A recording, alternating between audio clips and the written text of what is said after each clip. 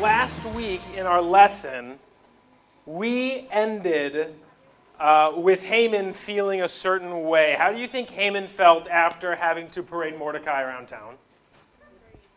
Pretty, I think the word that came to my mind was humiliated. Has anyone ever felt humiliated before? Yeah, a little bit.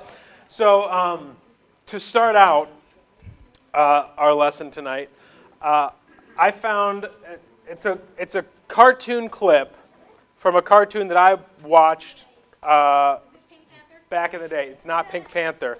It's from Looney Tunes. Anyone watch Looney Tunes? Yeah, okay, yeah. So this specific clip, it's probably from even before when I was a kid, but I remember watching it as a kid. And this whole idea around this clip is that the animator, the person making the cartoon, keeps messing with Daffy Duck. And Daffy Duck is like super humiliated by it. So we're going to watch that clip, and I think it just helps us emotionally connect with the idea of humiliation a little bit. Stand back, musketeers. They shall sample my blade. Touche.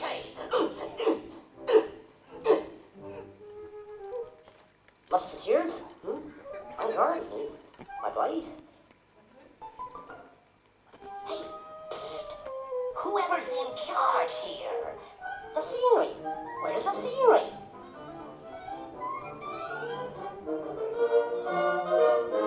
Stand back, musketeers. They shall sample my blade. Okay, have it your way. Daffy Duck, he had a farm, E-I-A-I-O. And on this farm he had an igloo, E-I-E-I-O. Would it be too much to ask if we could make up our minds? Dashing through the snow, through the field we go, laughing all the way.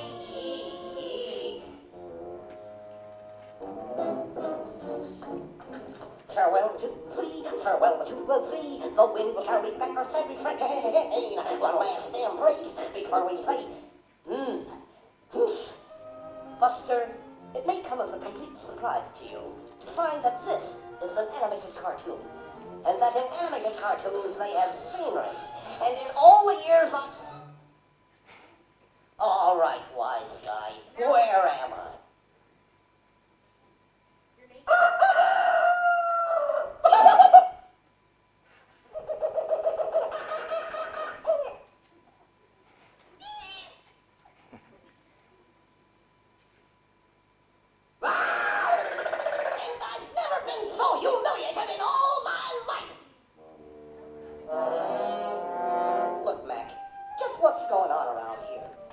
Organized. How about some scenery?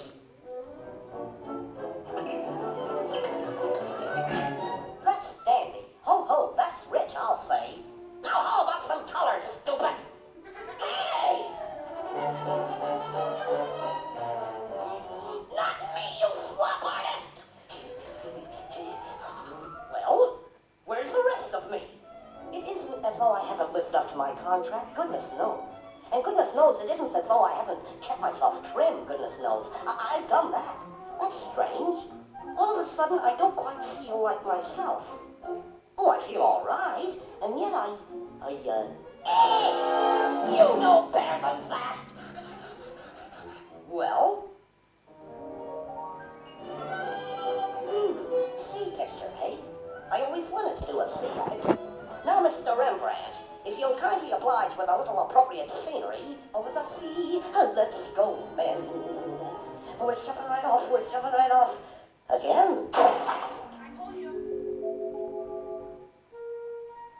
Hey! Come here! Come here! Give me a close-up! A close-up! This is a close-up! A close-up, you jerk! A close-up! Thanks for the sour persimmons, cousin. Now look, Buster, let's have an understanding. Now what?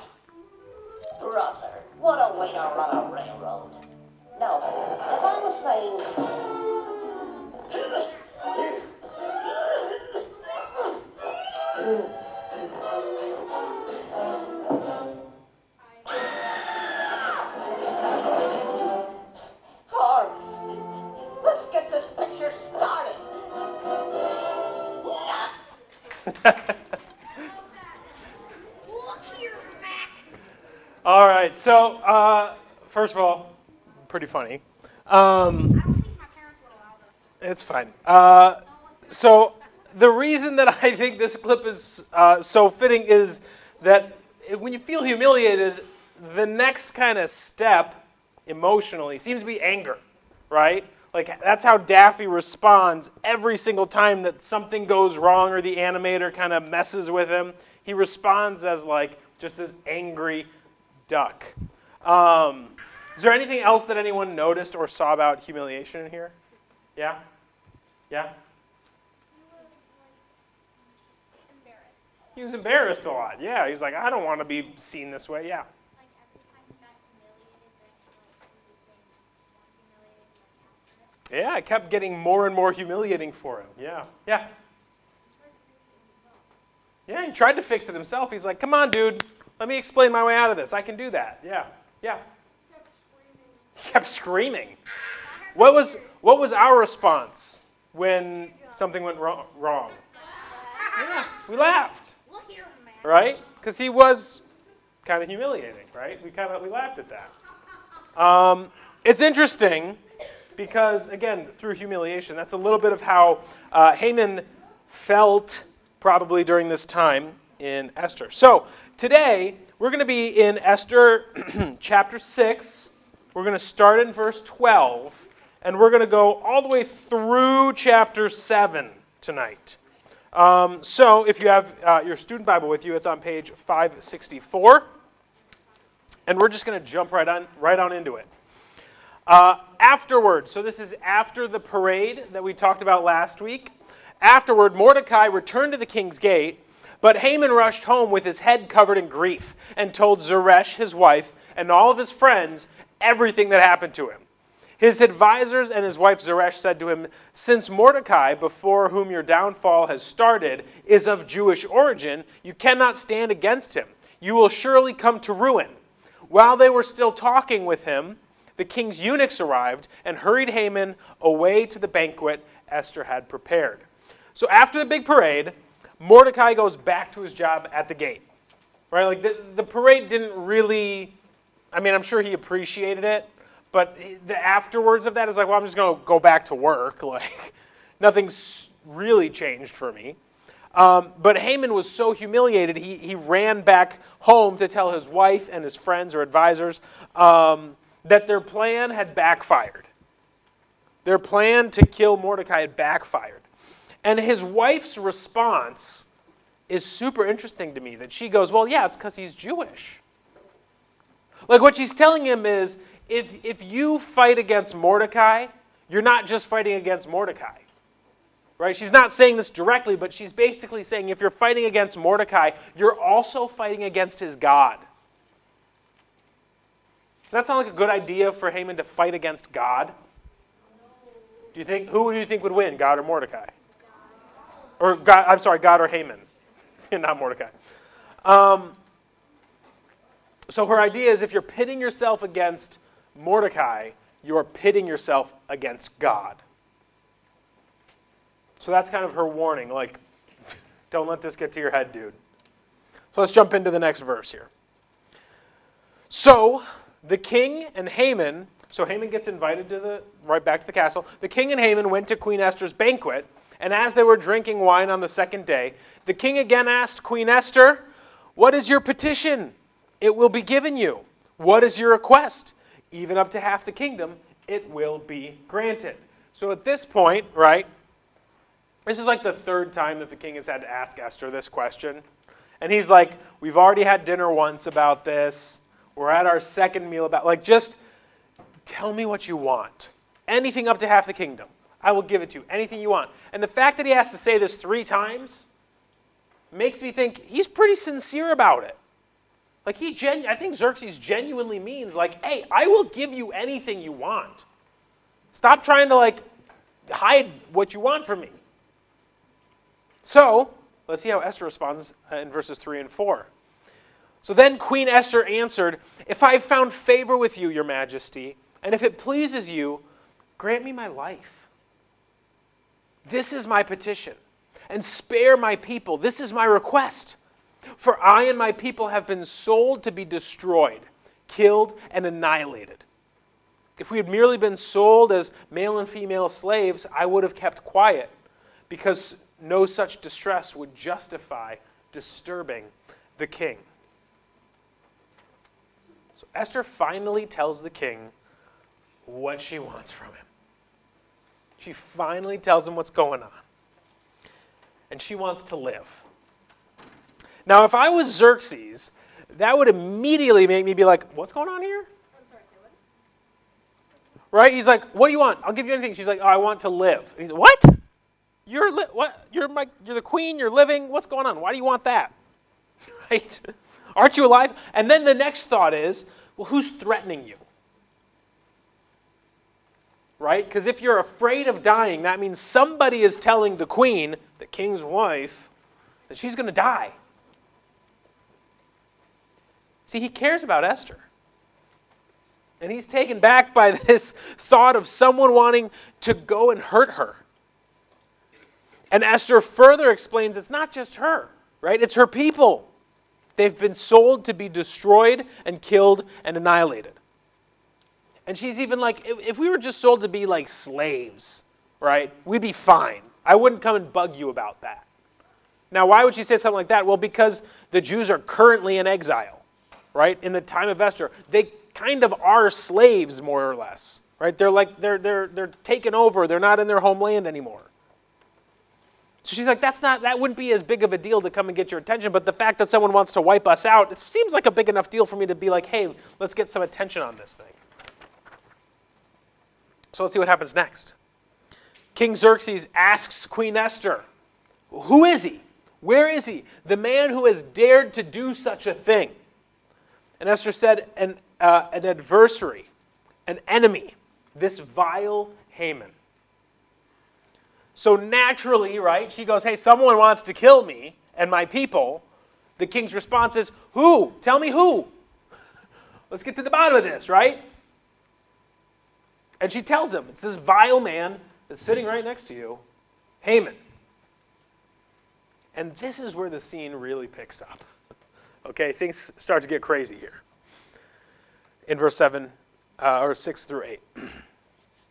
Then Haman was terrified before the king and queen. The king got up in a rage. He left his wine and he went out into the palace garden. But Haman, realizing that the king had already decided his fate, he stayed behind to beg Queen Esther for his life.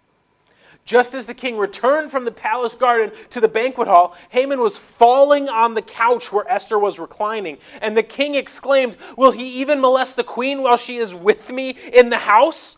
As soon as the word left the king's mouth, they covered Haman's face. Haman's terrified, right? Like the king is furious. He's like, I need to take a second, right? Does that ever happen when you're like so mad you're like, I need to walk. I need a minute to go and just organize my thoughts real quick before I come back and just smack you, you know? So that's what King Xerxes is doing. He's like, I need a second. So he gets up, he leaves and goes to walk out to the garden, get a breath of air. And Haman at this point is like, I'm done. He's like, I know for a fact that the king's going to have my head. Like, he's going to kill me, right? Haman knows that. So Haman's response is, I'm going to plead with Esther. Please, please, please, please, please, don't let me die. Please save my life. So as he's pleading with Esther, he leans forward into the couch where the king was sitting next to Esther. She's kind of reclining there. It was very common at the time in the Middle East for people to not just like sit when they eat, but kind of like recline or have your like feet up on the bed. And you're kind of, sometimes meals go on for a long time, so you're getting comfy, right? So it looks like all of a sudden, it looks like Haman's trying to put the moves on Esther. Right? That's the PG way to say it, I guess. King Xerxes walks back into the room. And he's like, hold up.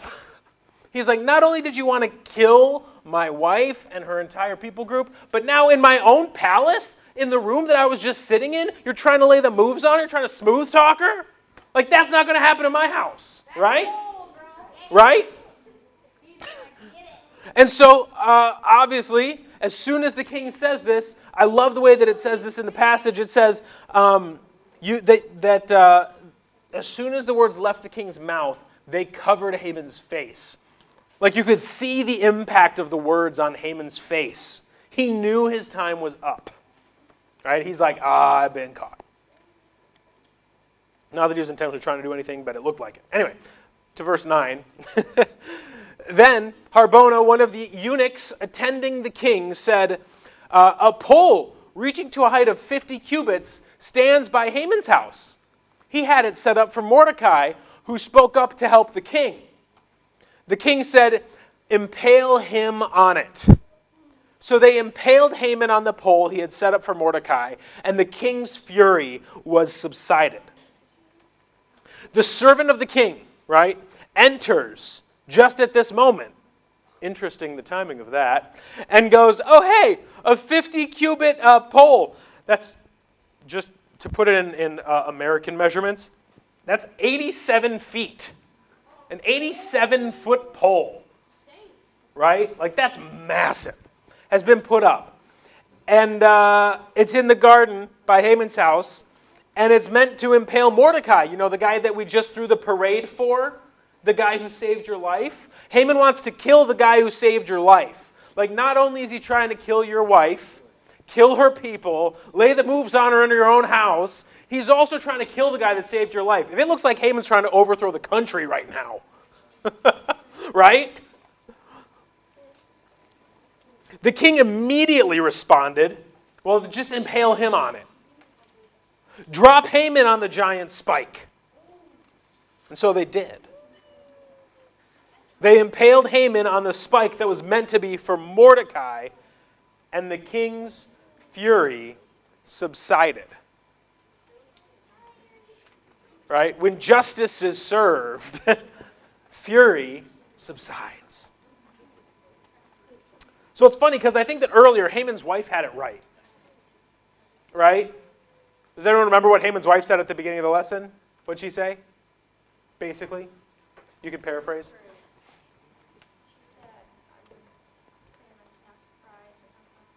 Yeah, like, if you fight Mordecai, you're going to fight who? God. And that's a losing battle.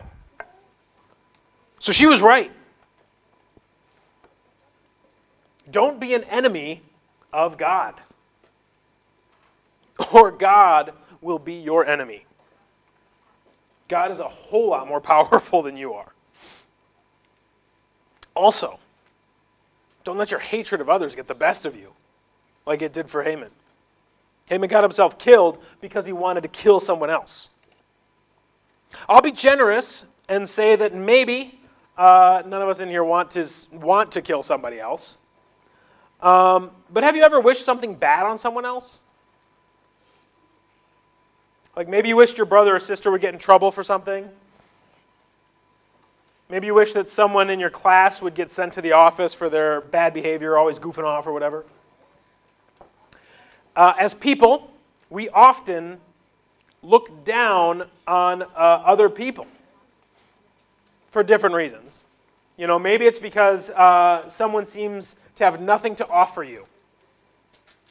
Maybe it's because you're too caught up in your own problems that you forget that other people around you have problems of their own. I think it's important for us to look at others with empathy, right?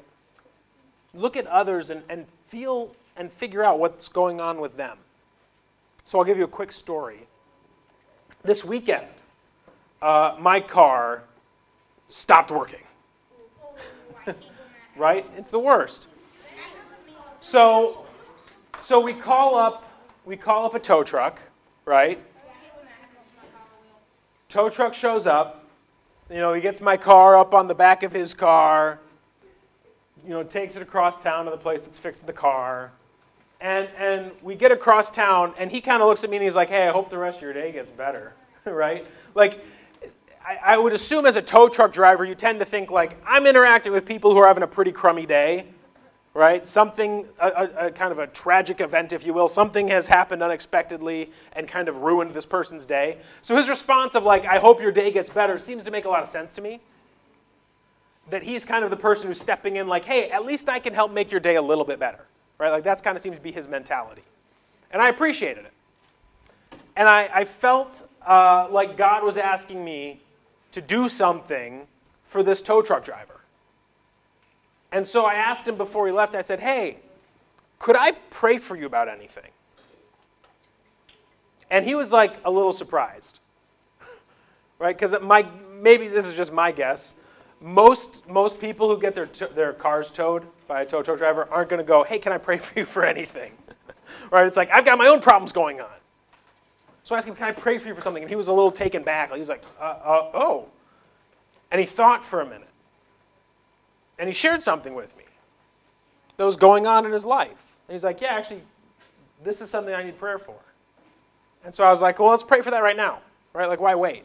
So we prayed in the parking lot of this, car repair shop for kind of something going on with his family. And he was like, hey, thank you. And I was like, of course, have a great day. Right? All of a sudden, we kind of flipped the script a little bit. And I was like, somehow I'm the one offering this guy who tends to come into people's bad situations to try to make them a little bit better. And I'm kind of doing the same thing for him. I've been working with 5th and 6th grade for a while, a handful of years. This is my 5th year with 5th and 6th grade.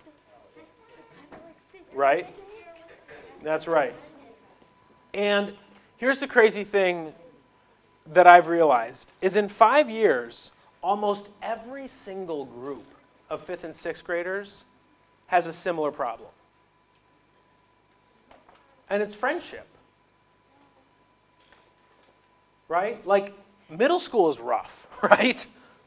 And I think one of the roughest things is being like, hey, my world is changing a little bit right now, right? Like, I'm going to a 5th and 6th grade building all of a sudden. I'm not in the school I was always in. Maybe I'm having to make new friends because my class got split from elementary school, or we got merged with a different school, or something like that happens. And all of a sudden, things feel like they're shaking up a little bit, right?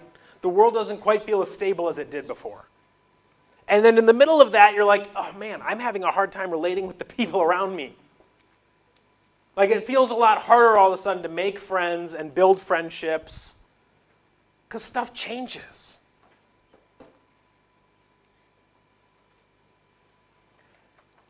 And what's so prone in this conversation, I think, is that we start to feel like Haman.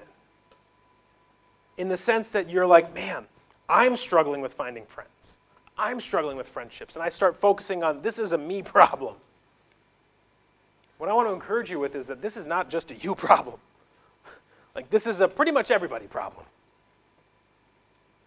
So instead of being like Haman, where we have this heart of like, man, I got my issues and my problems and I got to figure them out myself, right? Haman tried to take matters into his own hands, and it totally backfired. Esther, in this story, is doing the exact opposite thing that Haman is doing. Right? Like, Haman is looking at his world and his problems and trying to fix his own problems. Esther could have just not said anything and probably been fine. But instead, she took the problems of other people and made that her problem. She's like, I'm going to take a huge risk. I'm going to go talk to the king. I'm going to go confront him about his right-hand man. I'm going to put my neck on the line for other people. Esther's not worried about her problems anymore as much as she is about the problems of others. And so when we're talking about things like how hard it is to have friends, man, everyone's there. Instead of focusing on that in yourself, maybe the right solution is instead of being like, man, I need to, I wish people would be my friend, is going, oh, I should be a friend to so-and-so. I should be a friend to other people. I should reach out of my comfort zone a little bit and take on someone else's problems. Right? Take on someone else's loneliness. Take on someone else's feeling of like anxiety. Right? Because I don't think of Haman as a great role model. Right? I do think of Esther as a good role model. I think of her as someone who's like, man, I would love to be able to be someone who people look at and go like, wow, you really think of other people. You put your neck out on the line for other people. So my encouragement for all of us tonight is to be like Esther in that sense. Be willing to look outside of yourself, look at other people, find out how to invite them in. Because everyone's looking for something. Everyone's got a problem. Everyone's got something going on. So we need to be sensitive to that. Because that's how you show other people, like, hey, I care about you. I love you. Right? That's what praying for somebody is. It's taking on someone's request, taking on someone's problem, taking on someone's hurt, and saying, I'm going to go bring this to God. Like, let's do that for each other. I'm going to pray, then we'll do small group time and talk more about this. Lord, I thank you for the story of Esther. I thank you for Esther. I mean, what an amazing queen that she was willing to put her neck on the line to save not only her people, but your people.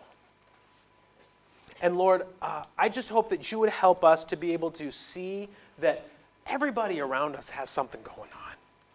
Everyone around us is hurting in some way. And help us to be a people who are willing to step outside of our comfort zones, like even especially when it's hard. And to welcome others in, to take on others' hurts, to pray for others, to love others. Help this to just be a truth that lives in us, Lord, that your love would live in us and help us to love others well in this way. And Lord, keep us from the sins of Haman, right? The sins of pride, the sins of trying to fix my own problems. Lord, help us to let go of that stuff. Help us to abandon the things that the world wants us to do and take hold of the things you want us to do, Lord. And help us to just be friends to each other. In Jesus' name we pray. Amen.